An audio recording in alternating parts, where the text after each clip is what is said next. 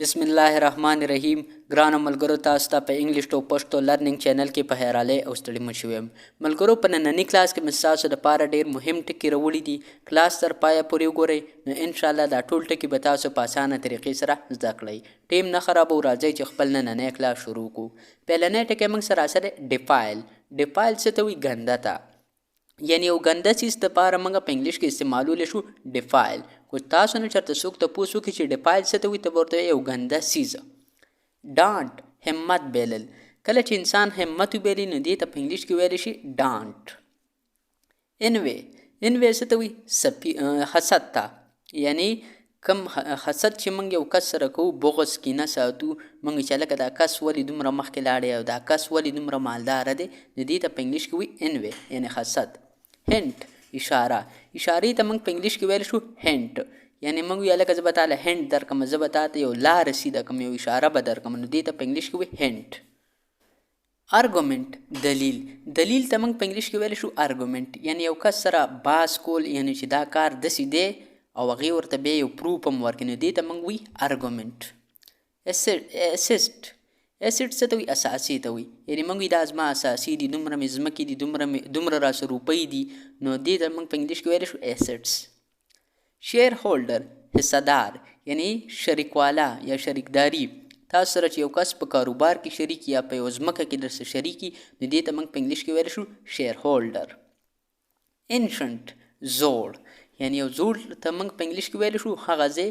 تاسو چې کوم زاړه ځایونه یې کو په پاکستان کې، کو په افغانستان کې، د دنیا په هر ګوټ کې کو مطلب زاړه ځایونه یي. یعنی تاسو چې کوم زاړه بلډینګونه دي، زاړه چې کوم څیزونه دي، لکه مخکې به خلکو په مطلب په برقو باندې اوبه راهیجولې د کوی نه، اوس خو مشینونه دي، نو دغې لپاره موږ د زړو ارڅه لپاره موږ په انګلیش کې چې کوم ورډ استعمالو دا دی انشنټ. بیګین. بیګین ته موږ وایي شروع کول. یعنی یو کار شروع کولو دپاره چې موږ کوم ورډ په انګلیش کې استعمالو هغه دی بیګین. د دې نه نور هم علاوه شته دی سټارټ هم موږ استعمالو شو.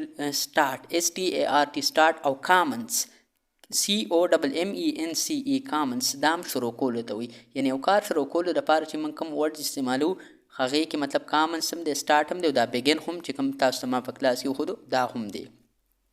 پیوپل، شاګرد.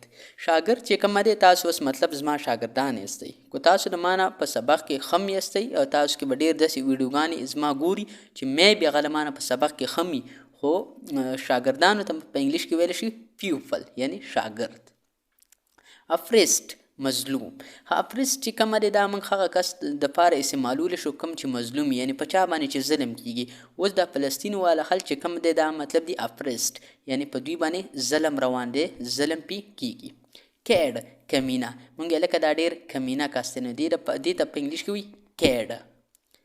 نیلس بایټ، نوکان خوړل. یعنی دا عادت ډېر خلکو کې هغه خپل نوکان په چکونو باندې خوري. تاسو به ډېر کسان داسې لیدلي، هغې ته په انګلیش کې ویلی شي نیلس بایټ، یعنی کم کس چې نوکان خوري خپل. کیو، غار.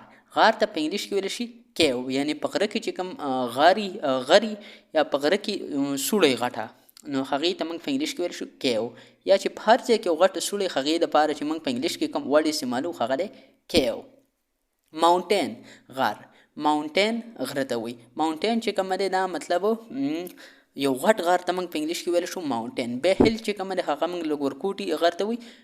دې کې به زه انشاءالله تاسو ته ډفرنس هم واضحه کړمه، خو اوس تاسو صرف دومره زده کړئ چې ماونټین وایي غر ته، یعنی غټ غر ته. پلین، میدان. یو میدان ته موږ په انګلیش کې څه ویلی شو؟ په انګلیش کې پلین. موږ لکه دا ډېر زیات میدان دی، نو دې لپاره چې موږ کوم ورډ استعمالو هغه دی پلین. بل ټکی چې کوم موږ سره اثر هغه دی سیل اف. سیل اف څه ته وایي؟ په ارزان قیمت خرڅول.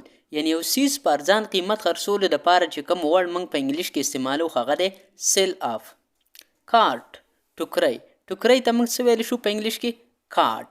یعنی تاسو چې کومه ټوکرۍ تاسو درسئ په کور کې، هغې کې ګندګي اچوئ، هغې ته موږ ویلی شو کارټ، یعنی ټوکرۍ. ټیبل کلات، دسترخوان. دسترخوان تاسو چې کله روټۍ خورئ، د روټۍ دپاره چې تاسو کوم په پوړ باندې هغه ټیبل کلات اچوي، یعنی موږ ورته په پښتو کې دسترخوان وایي، نو هغې ته په انګلیش کې ویلی شي ټیبل کلات. یعنی که تاسو نه څوک تپوس وکړي چې دسترخوان ته څه وایي په انګلیش کې، نو تاسو به ورته وایي ټیبل کلات. ایمولیټ، تعویز. یعنی تاسو چې په غاړه کې کوم تعویز اچوئ، د نظر نه بچ کېدو یا څه دپاره هم چې اچوئ نو دې ته په انګلیسۍ کې وایي ایمولیټ یعنی تعویض. ملګرو په دې کلاس کې ما ستاسو دپاره ډېر زیات مهم ټکي راوړي. زه امید کوم چې دا ټکي به تاسو په اسانه طریقې سره زده کړي. انشاءالله په راروانو کلاسونو کې به هم زه ستاسو دپاره همدغه رنګي وکیبلري راوړم او د دې نه به تاسو په اسانه طریقې سره زده کړه هم کوئ. زه امید کوم چې انشاءالله تاسو به ډېره انګلیسي هم زده کړي او که چېرته تاسو ته په یو څیز کې مسله نو تاسو ماته په کمنټ سیکشن کې کمنټ کوئ نو انشاءالله هغه به موږ ستاسو دپاره په اسانه طریقې سره حل کوو. ملګرو نننی کلاس زموږ پای ته ورسېدو. انشاءالله تاسو سره به په یو بل نوي کلاس کې ملاقات کیږي. تر هغه وخته پورې ما له اجازت راکئ. ما په خپلو دواګانو کې یاد ساتئ او د خپل ځان هم ډېر یاد ساتئ. چېرته چې هم اوسئ خوشحاله اوسئ، اباد اوسئ، بریالي، ژوندي او ګړندي اوسئ. د الله په امان.